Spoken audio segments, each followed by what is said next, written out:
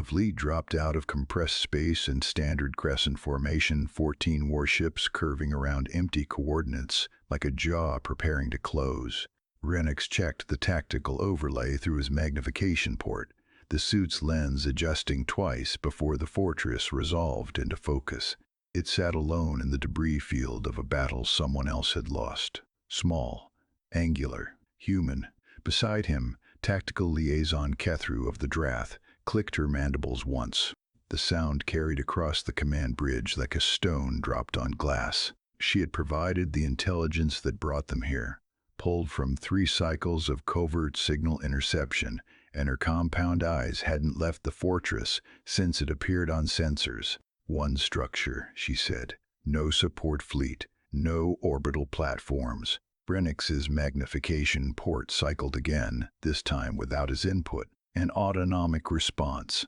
His suit systems were reading his biology faster than he could read the situation, and what they found made the port refocus on its own, hunting for details his conscious mind hadn't requested yet. The salvage teams had pulled wreckage from the debris field during approach. Most of it was worthless. Twisted alloy, shattered fuel cells, the usual aftermath of a fight nobody won. But one team had recovered a navigation computer from a hull fragment, and the tech who cracked it open found 2 destinations plotted. The first pointed to a known supply system 4 jumps from their current position. The second pointed to coordinates in intergalactic space where nothing existed. No stations, no relays, no mapped bodies. Just empty vacuum and a destination marker someone had locked in deliberately. Vrenix had ordered the computer brought to the bridge. It sat on the auxiliary console now, its screen still glowing with those 2 paths, one rational and one impossible, like a question the dead crew had never answered. The fortress hailed them. If this story already has you leaning closer, come back tomorrow. We'll still be here, and so will they. The voice on the comm channel was calm, not the calm of someone suppressing fear, not the trained steadiness of a soldier preparing for impact, just calm. The way a person sounds when they're confirming a delivery schedule or reading weather data aloud to no one in particular. Thrinbeck vessel, you are entering a controlled perimeter. Please confirm your intentions.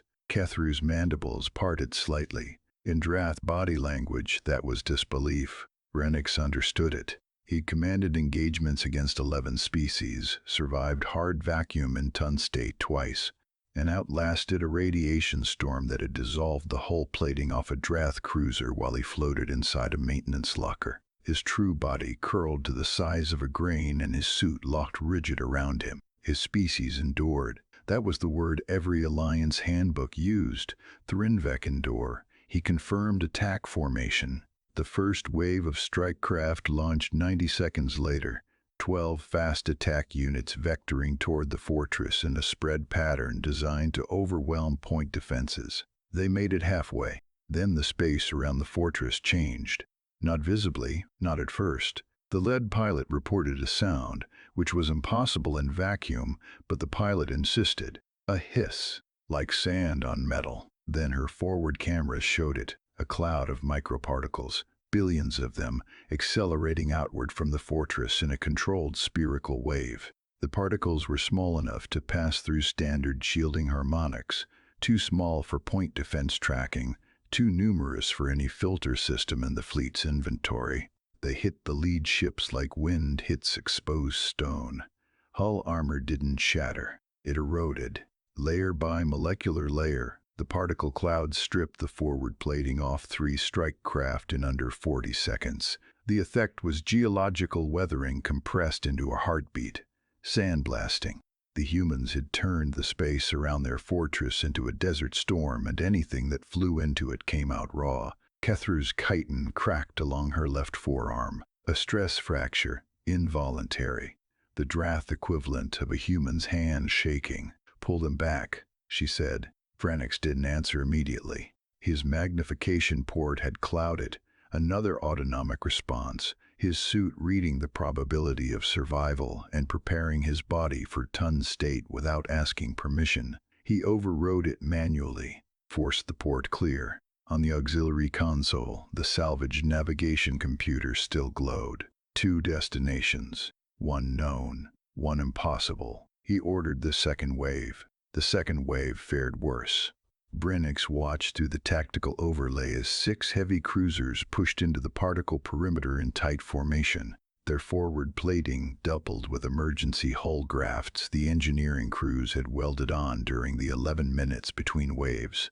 The grafts bought them an additional 20 seconds. That was all. The microparticle clouds adjusted density in real time, thickening around the cruiser's approach vector, thinning everywhere else as if the fortress was breathing its defenses toward the threat and relaxing where none existed. The lead cruiser lost its sensor array first.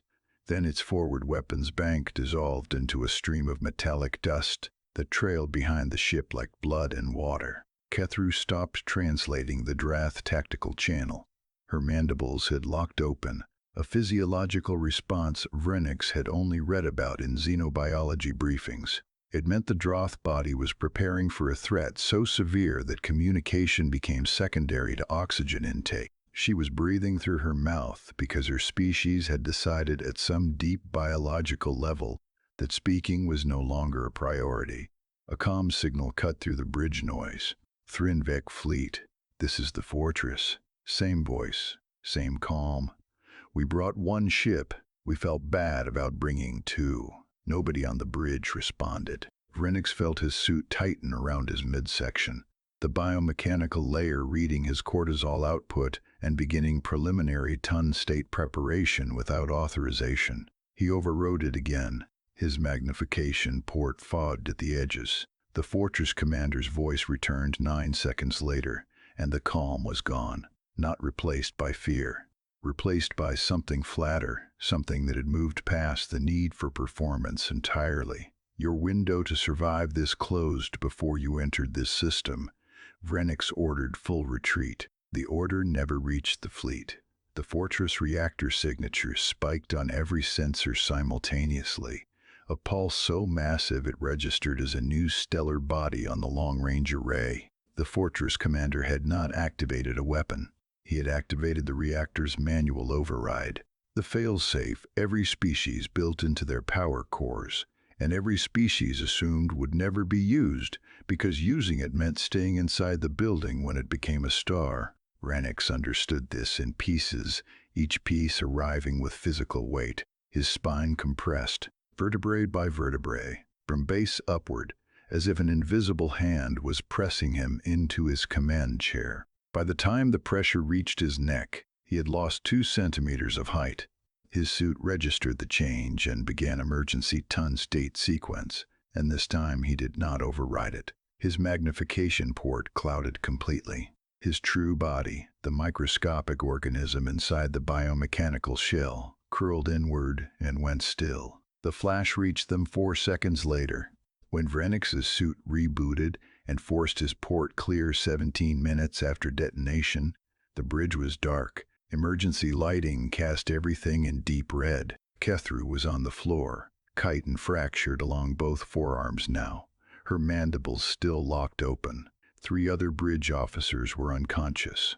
The tactical overlay was dead. The comm channels carried nothing but static and the automated distress signals of ships that no longer had crews awake to silence them. On the auxiliary console, the salvaged navigation computer was still on. Its screen had survived because it faced away from the viewport. The first destination, the known supply system, had been deleted. The second destination, the impossible coordinates in empty intergalactic space, was now flashing, active, locked, transmitting. Someone had known this would happen.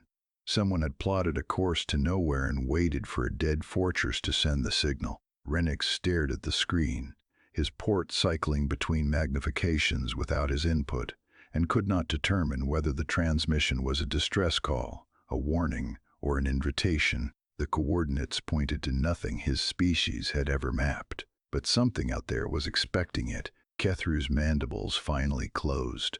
She looked at the screen, then at Vrenix. Neither of them spoke. The navigation computer pulsed once, twice, steady as a heartbeat aimed at empty space, and the red emergency lights made the screen look like it was bleeding. The fortress commander who stayed behind left no name in the transmission log.